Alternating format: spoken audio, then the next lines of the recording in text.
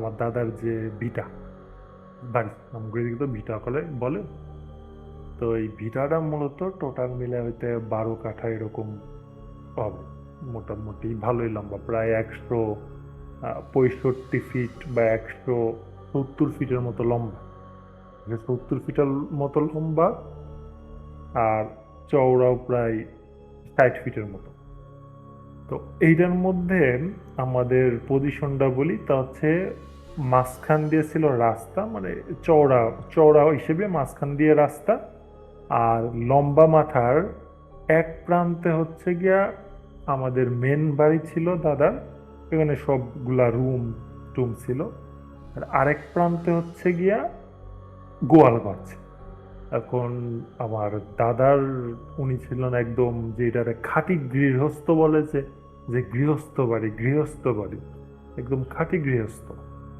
মানে প্রায় 20টা মতো গরু ছিল। আমার আম্মুর কাছ থেকে শুনছি যে আম্মু থাকাকালীনই 20টা গরু ছিল। আরো আগে ছিল, আরো ছিল। তো ওই গরুদের জন্য আলাদাভাবে একটা খামার করা ছিল ছোট করে। ওই গোয়াল ঘর, ওই খামারটা হলো মানে এক সাইডে। তো ওই খামারে তো মনে করো ও আবার কি ওই খামারের ওইদিকেই ওয়াশরুম ছিলাম। তো ওই যে প্লট, ওই খামারের হচ্ছে এক সাইডে হচ্ছে গিয়ে গরু রাখার জন্য গোয়াল ঘর, আর আরেক সাইডে হচ্ছে গরুর যে গোবর, আবর্জনা আবর্জনাগুলা স্তূপ করার হচ্ছে জন্য একটা আলাদা একটা সাইডে জায়গা আছে।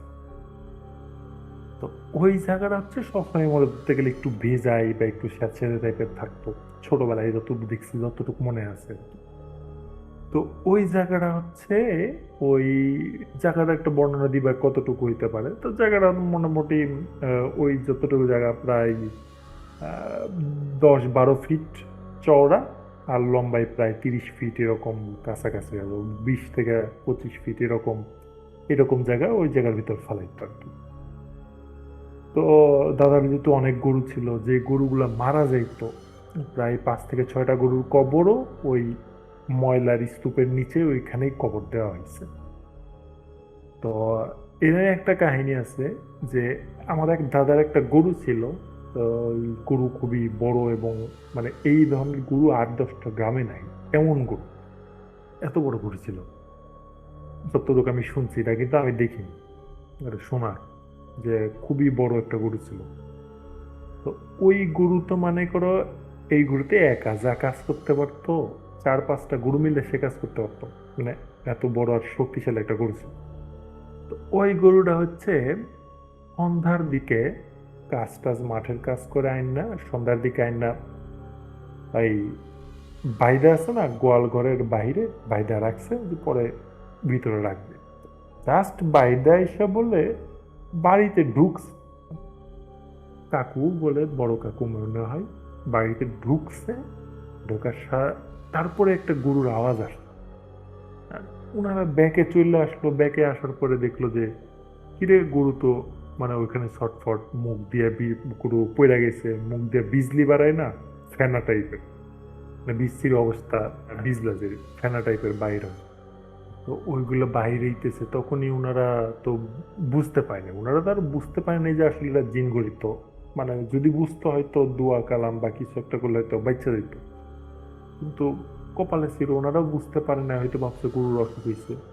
বা দেখতে দেখতে কিছুক্ষণ, মানে হয়তো 20-25 মিনিট বা আধা ঘন্টার মধ্যে গরুটা মারা গেছে। তো খুবই গরুটা আর্তনাদ করতেছিল, মানে খুবই ওরকম একটা মানে মায়াবী টাইপের, বুঝছো তো।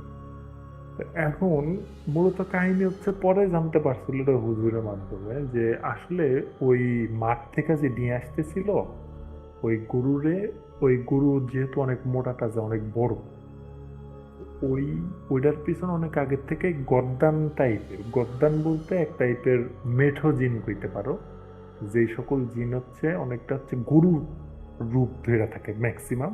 আর এরা মাঠেই চলাচল করে।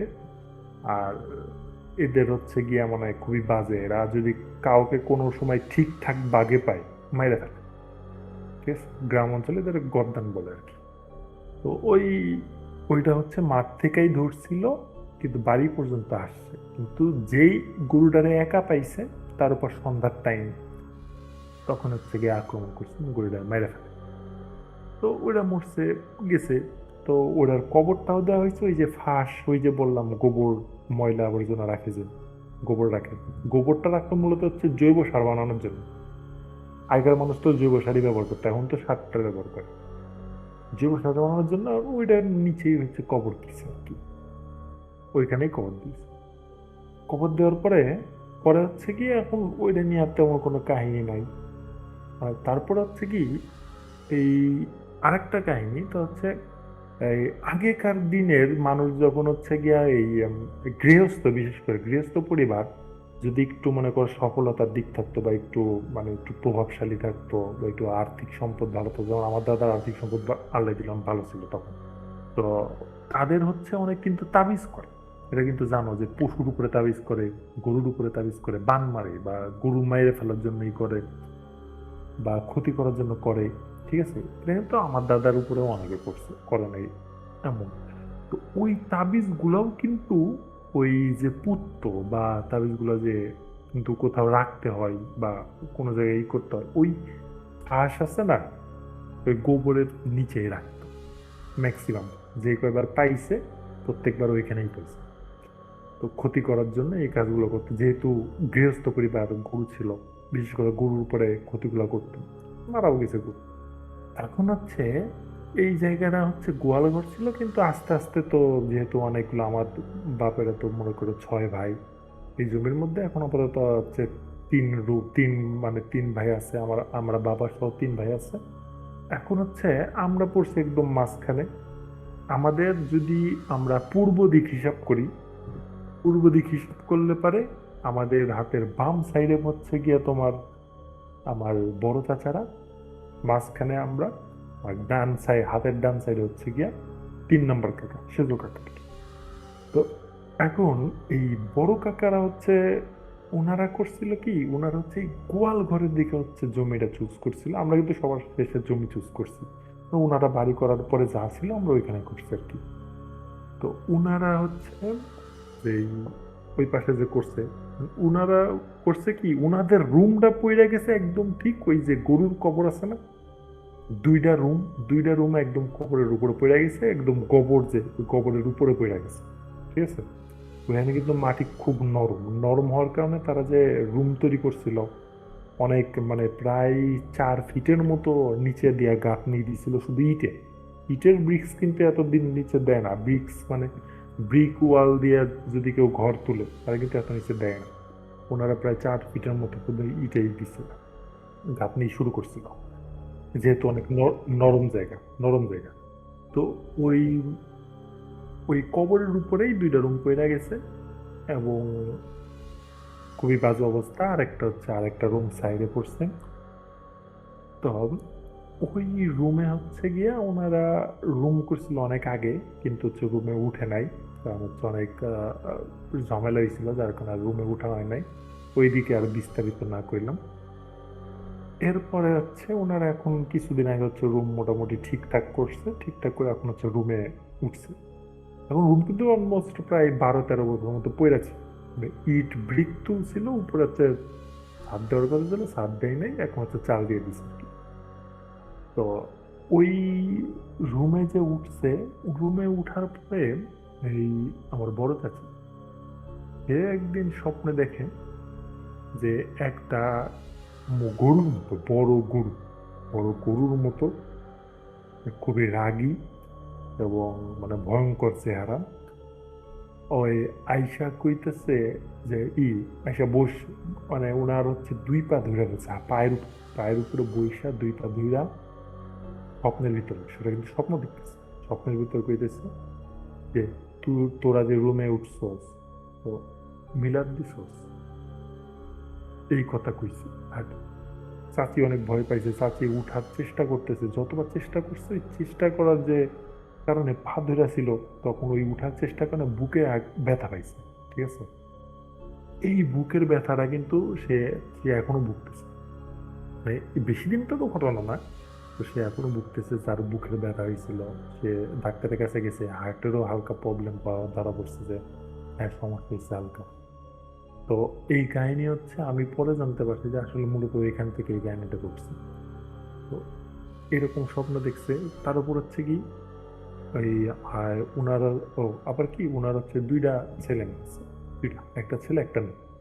তো মেয়ে বিয়ে হয়েছে, মেয়ের ঘরে হচ্ছে নাতি আছে। তো মেয়ের ঘরে যে ওনার নাতিরা বেড়াইতে আসছে, তো ওই নাতি দিনে ঘুমাইছে, একদিন দেখে স্বপ্নে দেখে ওই নাতিরে কি যেন টাইনা নিয়ে চলে যেতেছে। তারা তো ধরে রাখছে, উনি হচ্ছে স্বপ্নে খুব আইটা ভাবে ধরে রাখছে যাতে যাইতে না পারে। তো যাই হোক ঘুম ভেঙে গেছে, যাই তেমন কিছু না, মোটামুটি স্বাভাবিক। তো বুঝলো যে কোনো একটা ঝামেলা আছে। তো আবার কি যে আমার যে বড় চাচার ছেলে, ও রাতের দিকে হচ্ছে গিয়া ওরা কিন্তু ওই যে গরমের সময় ওই পাশে ঘুমাইছিল।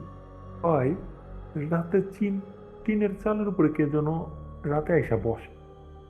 এই যে কেউ যদি উইরা আইসা বসে না, টিনের উপরে উইটটা আইসা বসে, যদি উঠে উঠা উঠে কেউ যদি বসে, ওরকম শব্দ হয়। আর প্রচুর পরিমাণে হয়, ওই যে ঘর কাঁপে, মনে হয় টিন টিন কাঁপতেছে, ঘরটার কাঁপতেছে, ভূমিকম্পের মতো মনে হয়। আবার হচ্ছে গিয়া প্রতিনিয়ত ঢেল ছুড়তে আছে, ঢেল ছুঁড়ে, ইট ছুঁড়ে, হ্যান ছুঁড়ে, মানে টিনের উপরে ঠাস টুস শব্দ হয়। তো মোটামুটি একটা ঝামেলার মধ্যে বুঝতে পারছে যে একদম একটু কোনো একটা ঝামেলা আছে। তখন ওরা করলো কি, আচ্ছা ঠিক আছে, একটা কাজ করে আপুরে ডাক দিছে। পরে আপু আসছে, এখানে আসছে, আসার পরে তো ওই যে কবিরাজ যেটা বলে গ্রাম, কবিরাজের কাছে গেছে। তো কবিরাজ বলছে যে হ্যাঁ এরকম একটা ওনার ওই যে জিন পাঠাইছে, ওনার কাছ থেকে একটু সময় নিয়ে জিন পাঠায়, পরে বলছে হ্যাঁ এখানে একটা আছে খুবই সমস্যা। তো আপনাকে তদবির দিতেছি, তদবিরটা আপনি রাখেন, রাখলে পারে হচ্ছে গিয়া সমস্যা হবে না। তবে যাই হোক, ওই তদবিরের নকশাগুলো আমি দেখছি, নকশা দেখে আমার তদবির, ওটা তদবির মনে হয় নাই, আমার কাছে মনে হয়েছে কোনো একটা জাদু, হয়তো জিন আটকানোর জন্য জন্য একটা জাদু। যাই হোক আমার কাছে ভালো কিছু মনে হয় না। এটা আমি দেখেও বলছি, এবং ওই চাচাতো ভাই ও যখন দেখছে যে তদবিরটা, ও দিকে বলছে যে এটা জাদু, এটা না নর্মাল কিছু, মানে রুকিয়া সম্মত কিছু না বা ইসলামিক সম্মত কিছু না।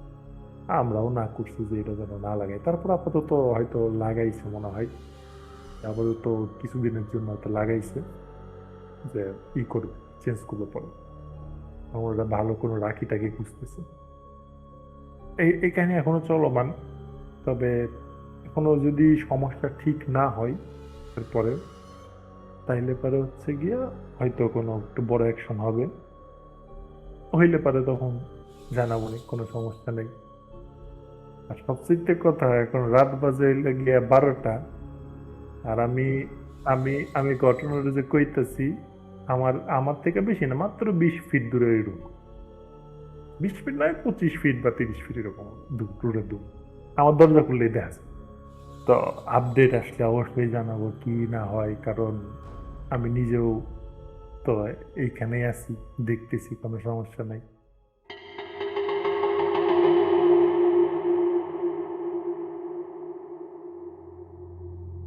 রহস্যলোকের প্রতিজ্ঞা। আপনারা যে ঘটনাটি শুনলেন তা শুধু একটি ভয়ের কাহিনী নয়, এটি আমাদের চারপাশে ঘটে যাওয়া বহু অনাকাঙ্ক্ষিত সত্যের প্রতিচ্ছবি। এমন অনেক জায়গা আছে যেখানে অতীতের ঘটে যাওয়া কিছু রহস্যময় মৃত্যু, হারানো প্রাণ কিংবা অলৌকিক ঘটনার ছায়া আজও রয়ে গেছে। এই ঘটনায় ভিটেমাটি, গরুর কবর, স্বপ্নে দেখা বিভীষিকা সবই একটি বাস্তব পরিবারের অভিজ্ঞতার বর্ণনা।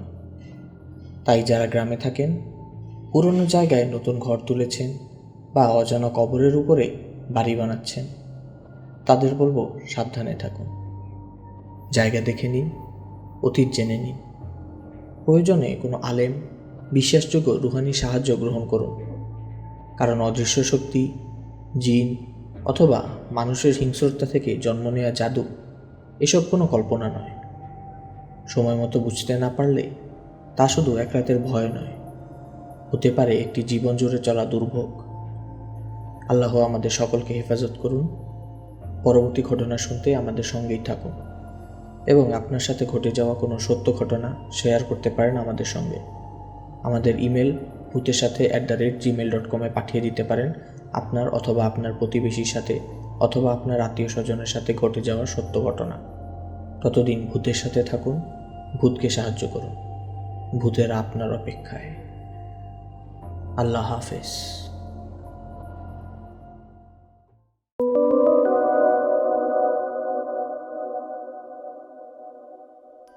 আজকের এই রহস্যময় যাত্রা এখানে শেষ করতে হচ্ছে। আমাদের এই ভৌতিক অনুষ্ঠানের প্রতিটি মুহূর্ত আপনাদের সঙ্গে ভাগ করে নিতে পেরে আমরা আনন্দিত। আশা করি আপনাদের রাতটা শান্তিময় এবং নিরাপদে কাটবে। সবাই সুস্থ থাকুন, সাবধানে থাকুন এবং যেখানেই থাকুন অজানা সব রহস্যের সন্ধানে আমাদের সঙ্গেই থাকুন। আমাদের ফেসবুক পেজে আপনার মতামত জানাতে ভুলবেন না। লাইক, কমেন্ট এবং শেয়ার করুন যেন আরও অনেকেই এই অভিজ্ঞতা উপভোগ করতে পারে। পরবর্তী পর্বে আবারও দেখা হবে। ততদিন পর্যন্ত অন্ধকারকে একটু আলাদাভাবে দেখুন, কারণ হয়তো কোনো রহস্য ঠিক আপনার পাশেই লুকিয়ে আছে। শুভরাত্রি।